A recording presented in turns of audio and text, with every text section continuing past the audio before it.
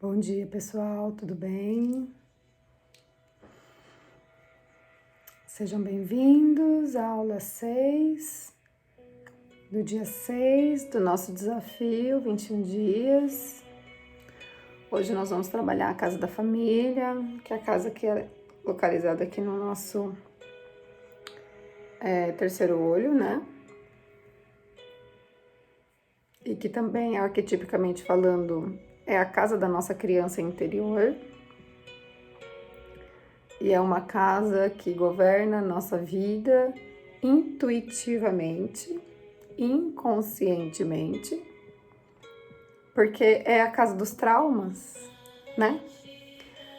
Nós herdamos da nossa família muito mais do que a cor do cabelo, a cor da pele. Nós herdamos memórias, nós herdamos traumas, nós herdamos comportamentos. Então, nós herdamos do nosso pai, que está localizado no nosso lado direito, e da nossa mãe, que está localizado no lado do coração, do lado do sentimento, do lado da emoção, do lado esquerdo, muito mais do que a gente esperava herdar. Porque também, a partir do nosso pai e da nossa mãe, nós herdamos daqueles que vieram antes muitas histórias. E não só herdamos, como coube a nós, né? Foi deixado para nós que nós conseguíssemos fazer algo que eles começaram lá atrás. E o que eu mais escuto nessa minha carreira de terapeuta, de consteladora familiar, talvez o que eu mais escuto mesmo é que a maioria das pessoas gostariam de fazer diferente. Muitas mulheres gostariam de fazer diferente, muitos homens gostariam de fazer diferente em várias áreas da vida. Então, muitas mulheres gostariam de fazer diferente da sua mãe, por exemplo, na maternidade. Muitos homens gostariam de fazer diferente do seu pai, por exemplo, no trabalho, na vida financeira, na prosperidade financeira, nos recursos materiais. Mas quando a gente quer fazer diferente, a gente exclui o que foi feito lá atrás. E daí, ao invés da gente pegar um caminho que já foi caminhado e continuar esse caminho e ampliar esse caminho e gerar frutos, que essa semente foi plantada lá atrás, a gente começa do zero. A gente começa sem recursos. E além da gente começar sem recursos, a gente não reverencia a árvore, né, da qual fomos gerados. Isso é um princípio, é uma lei universal, é um princípio sistêmico chamado lei do pertencimento. E ela não permite exclusões. A lei do pertencimento não permite que nós julgamos os nossos pais ou julgamos os nossos avós ou excluímos qualquer pessoa da família. Porque todo clã é um sistema. Um clã significa família, então o seu clã é um sistema. O meu clã é outro sistema. E assim vão formando um universo de sistemas que cria o todo. Compreendem? Mas esses sistemas, eles fazem interreferências, eles trocam informações. Quando você se casa, quando você namora, quando você faz um compromisso de noivado, quando você sofre um abuso, quando tem um assassinato na sua família. Então, você vai trocando informações com esses outros sistemas. Então, todas as pessoas de outros sistemas que acoplam ao nosso sistema trazem informações. Então, numa maneira macro, né, num olhar macro, então todos fazem parte. É claro que todos fazem parte num olhar macro, mas dentro da sua família, todos fazem parte. E o que significa falar o que todos fazem parte? Significa dizer que por pior que seja, né, ou por melhor que seja, e essa análise pouco importa para a consciência coletiva, né, que aqui a gente chama de Deus. Pouco importa quem é a pessoa da sua família, pouco importa se o pai abandonou, pouco importa se tinha um alcoólatra, se teve um abusador, se teve assassinato, não importa esse contexto, né, de vida da pessoa. O que importa é o lugar que ela ocupa. E esse lugar é dela e não pode ser ocupado por outra pessoa. E quando a família julga essa pessoa e tira essa pessoa, ainda que a pessoa esteja lá, tira do coração, não considera essa pessoa, então ela não pertence àquele lugar, essa consciência coletiva ela não permite, isso é um princípio sistêmico, princípios são imutáveis, não tem como você sair disso, é lei, então assim como a gravidade é uma lei, a consciência coletiva faz com que esta pessoa excluída seja representada por um descendente da família. E isso é muito perceptível, por exemplo, quando se trata de ex-noivos, né, que eu acho que é a ser mais fácil de visualizar quando se trata de ex-noivo, porque muita gente tem essa história. Então, gente, se você você faz um noivado, você faz um compromisso, né? Não importa se é noivado, tá? Pode ser só um namoro também. Se você faz um compromisso, você gera na outra pessoa uma verdade dentro do coração dela, pela confiança que ela tem em você, de que vocês formarão uma família, se casarão, você afirma que será o par dessa pessoa. E enquanto isso, né, você vai, sei lá, procurando outras pessoas, por exemplo, e arruma uma pessoa. E você troca de parceiro, certo? Então, assim, não precisa ser nessa ordem, tá? Pode terminar e ser excluído, mas vou falar nessa ordem primeiro. Então, imagina que você troca essa pessoa, né? E essa pessoa, ela sobrevive a isso com muita dor, porque ela confiou em você. E essa dor que você gerou nessa pessoa, você precisa dar um lugar no seu coração e reverenciar e até compensar isso de alguma maneira. Quando isso não é feito, impacta o lugar dessa, vamos supor que é uma mulher, tá? Então, você é um homem, você tinha um compromisso com uma mulher, você troca de mulher, desfaz o compromisso, deixa a pessoa, né, abandona, vamos colocar assim. Essa pessoa tem um sofrimento muito grande, essa outra que entra, ela entra no lugar do sofrimento. E no lugar do sofrimento não tem produção de frutos. Então, qual que é a maior consequência de mulheres que entram em lugar de pessoas desonradas?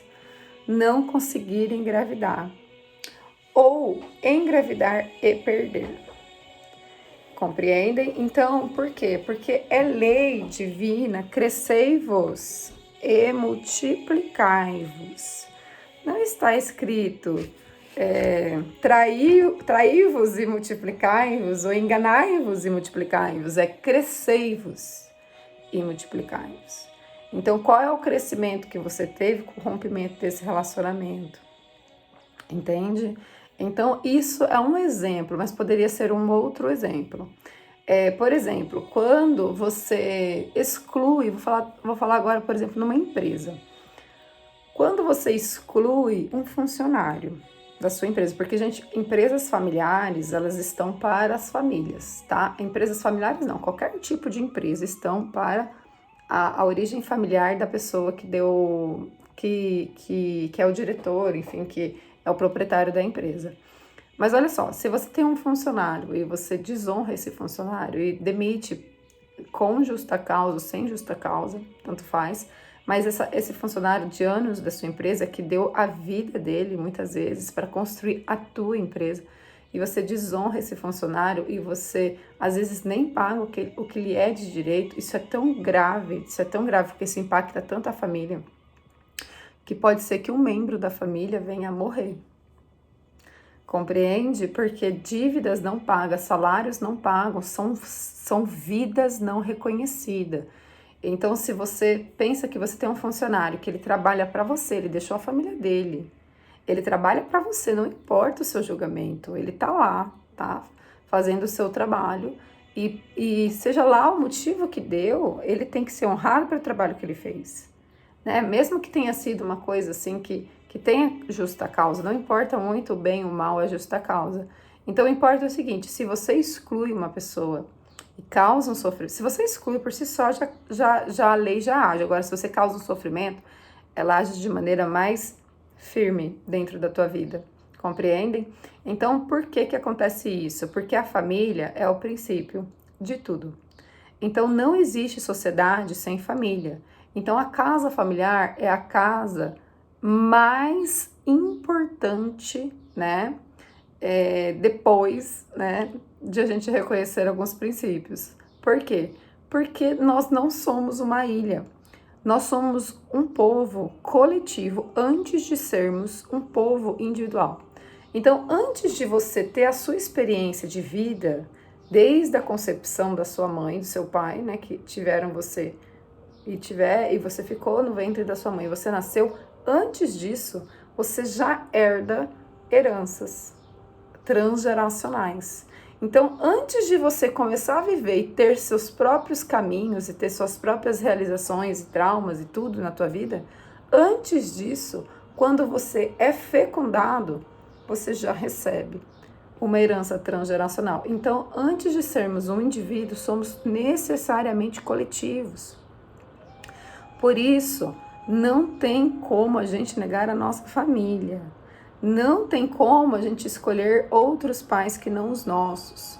Não tem como você desonrar qualquer membro da tua família, porque você veio para esta família e esta é a sua família.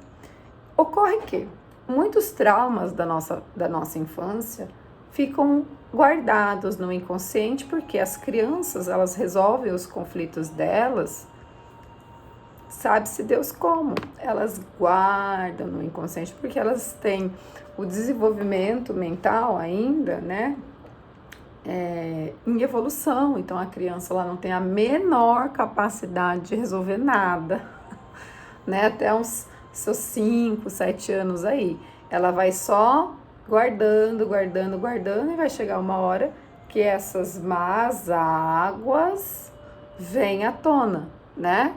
E nós somos governados por essas más águas, né? E a gente às vezes não sabe. Então, sentimentos de rejeição, abandono, sentimentos de desnutrição, como todas essas outras aulas a gente está discutindo aqui, são agentes governadores da nossa vida. E Jung diz que enquanto você não tornar o seu inconsciente consciente, você vai dizer que é um destino aquilo que está te acontecendo, né? Então existem mulheres, por exemplo, que não conseguem engravidar e acham que é por força de Deus ou porque ela não foi abençoada, e na verdade há um emaranhamento familiar que não permite mais a multiplicação daquela família. Compreende? Mas não permite, não é porque está sendo castigada, nada disso, mas é para ser visto e desemaranhado. A partir do momento que você desemaranha, você recebe de novo a bênção, né? Porque ter filhos, por exemplo, realmente é uma força muito maior do que a nossa vontade. Então, isso é muito visível quando um casamento não consegue ter esses frutos. Então, a força sistêmica já está dizendo que tem alguma coisa ali. Aí você ignora isso, vai lá, faz inseminação artificial, aí acontece que dali um tempo seu marido está te traindo, enfim, está acontecendo várias coisas. Por quê? Porque tinha uma mensagem que deveria ser descodificada, porque veio através dessa conquista, desse sonho que você não realizou e você não percebeu nada disso. E você simplesmente falou, nossa, a medicina me dá uma maneira de eu fazer, eu vou fazer, e vai lá e faz. Então, você ignora as mensagens que estão sendo trazidas por você, para você, na verdade. As doenças e os sintomas também, eles estão para o mesmo serviço. Então, por exemplo, quando você tem uma doença autoimune, né? Existem várias manifestações da sua alma para dizer que tem um emaranhamento ali. Problemas de relacionamento amoroso, né? Problemas de relacionamento amoroso está diretamente ligado com a mãe, quando se trata de sentimento, certo? E também existem mulheres e homens totalmente invertidos, porque existem movimentos interrompidos para a mãe e existem movimentos interrompidos para o pai. Então a criança, por exemplo, se você é um homem e você tem uma mãe muito cuidadora, muito protetora, e ela não permitiu que você conhecesse o universo do pai, mesmo o pai de repente estando ali o tempo todo. Então é uma mãe que não deixou o pai pegar, que não deixou, ou que o pai também não fez isso, tá? Porque esse movimento ele é interrompido, ou o pai não vem, ou a mãe interrompe ele. Então quando você é um homem e você não tomou o seu pai, provavelmente você não foi para a vida, né? Você não foi para o mundo, né? Você não foi realizar coisas que você veio fazer aqui. Porque quem tem o dom da realização, de ação, de tudo que é masculino, então de ir, né? Então, ó, o braço direito é o masculino. O nosso DNA, ele gira, né?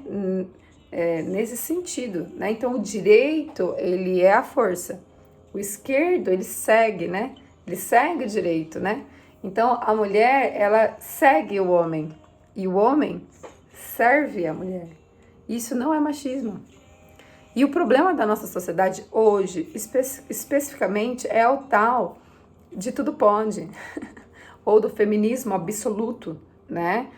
Porque nós, mulheres, a gente saiu de uma esfera de submissão e julgamento para fazer a mesma coisa agora. A gente também está julgando, né? Muitas mulheres julgam muito e quiseram o lugar dos homens, só que o lugar dos homens só pode ser ocupado pelos homens. Nós, mulheres, temos um lugar muito melhor. Mas a gente não quis isso, né? Nossa comunicação está nesse sentido. Então, quanto antes você acordar para esse despertar, que não é um despertar do empoderamento absoluto, e sim de entender a completude, que nós somos sim completos no que tange as nossas famílias. Mas no que tange a vida matrimonial de relacionamento, nós necessitamos do nosso complemento. Nós necessitamos do diferente. Compreende? Mas quando eu não reconheço meu pai, eu não aceito diferente. Eu ainda procuro uma pessoa igual a mim. Quando eu procuro uma pessoa igual a mim, eu estou na esfera da minha mãe. Porque eu nasci da minha mãe, então eu era uma pessoa dentro do corpo da minha mãe e permaneci grudado pela minha mãe por muito tempo. E eu depois deveria ter ido para o universo do pai, que é o diferente, que é o que não estava na barriga, tá? Que chegou até a mim por um desejo de vínculo, por um amor, e não por uma simbiose fisiológica, compreendem? Então eu reconheço o diferente, eu tomo meu pai e vou para o mundo completa, em busca da pessoa que vai fazer com que eu forme uma família. Então o diferente é o lugar do relacionamento. Mas a gente tende a buscar o igual. Ai, queria uma pessoa igual a mim, né? Eu queria tanto que ele fosse assim como eu. E o que acontece nessas frases? Você está ainda na esfera da mãe, você precisa tomar o seu pai. O seu pai é diferente. E se você teve uma mãe, por exemplo, que falou muito mal do seu pai, ou que fez alienação, ou que interrompeu o movimento, o que você guarda dentro de você é que todas as pessoas que não são como você não são boas para você. Então, se você tem uma rejeição, sua mãe tem uma rejeição, e daí lembra, na outra aula que eu falei, chega o homem lá com um buquê de flores cheio de amor para te dar, mas você reconhece o amor como rejeição, e ele tá te dando um amor mais afetivo que você não teve da sua mãe, você exclui, você repele, você diz, não, eu não gosto disso, isso não é bom para mim. Mas porque você não incluiu o diferente. Quando a gente inclui o diferente, então nós estamos realmente abertos para sermos felizes com aquilo que a gente deseja ser. Compreendem, gente?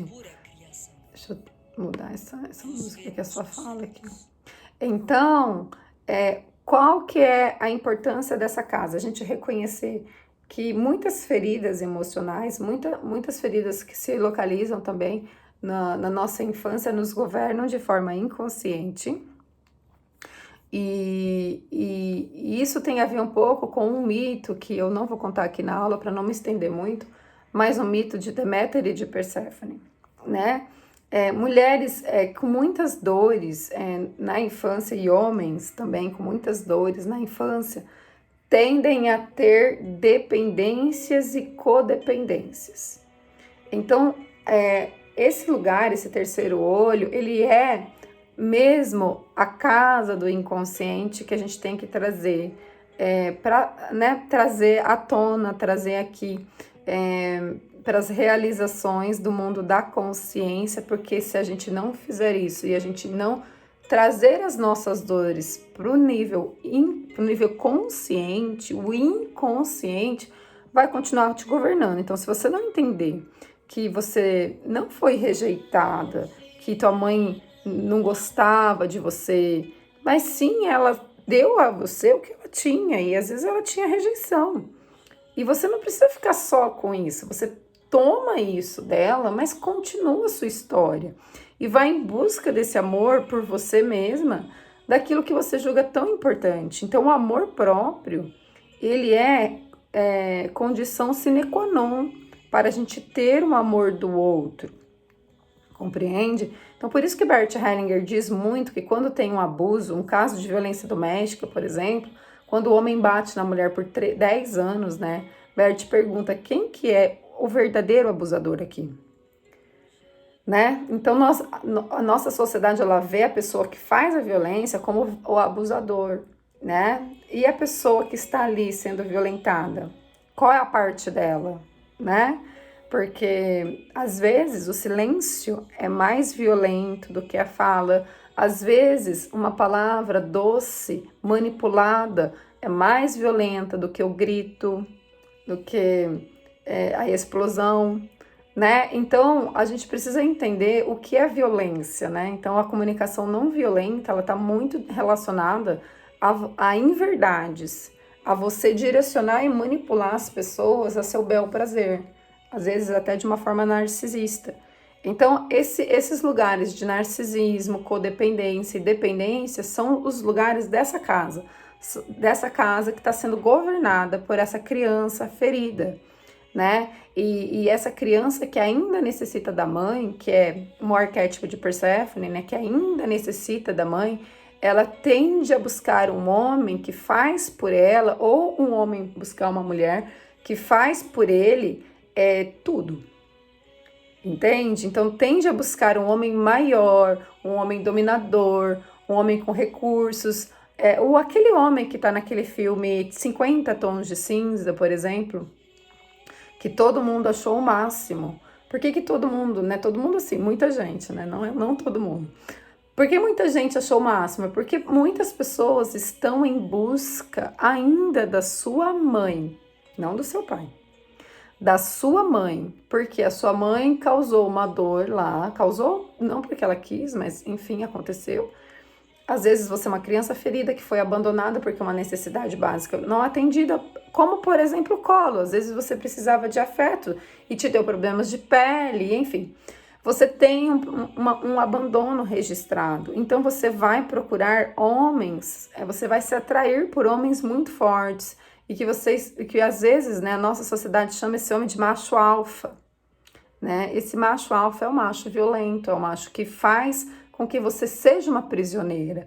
E esse homem, ele é tão maravilhoso que ele realmente te dá tudo, tipo o Christian Grey, nos 50 Tons de Cinza, ele te dá tudo, inclusive ele te dá o desejo de ficar ali sempre recebendo algo, mas a que preço?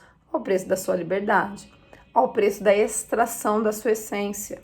Compreende? Então, esta é a nossa casa. Assim os homens também, tá? Homens que não fizeram as pazes, ainda estão na ferida com a mãe, buscam mulheres que são mães deles, né? Então, às vezes, aquele post do Instagram que eu vi esses dias, né? Qual que é o filho que dá mais trabalho? O filho da minha sogra. Então, porque às vezes você faz esse papel da mãe mesmo, né? Então, a casa da nossa vida, gente, é a casa que a gente precisa entender as 3 leis sistêmicas. Todos pertencem. Todos que vieram antes têm um lugar maior do que aqueles que vieram depois.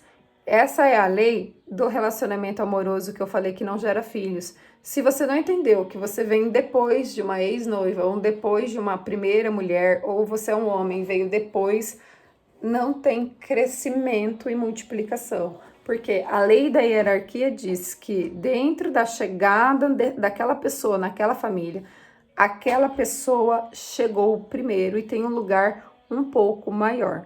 Então a gente precisa respeitar a hierarquia. Assim são os irmãos.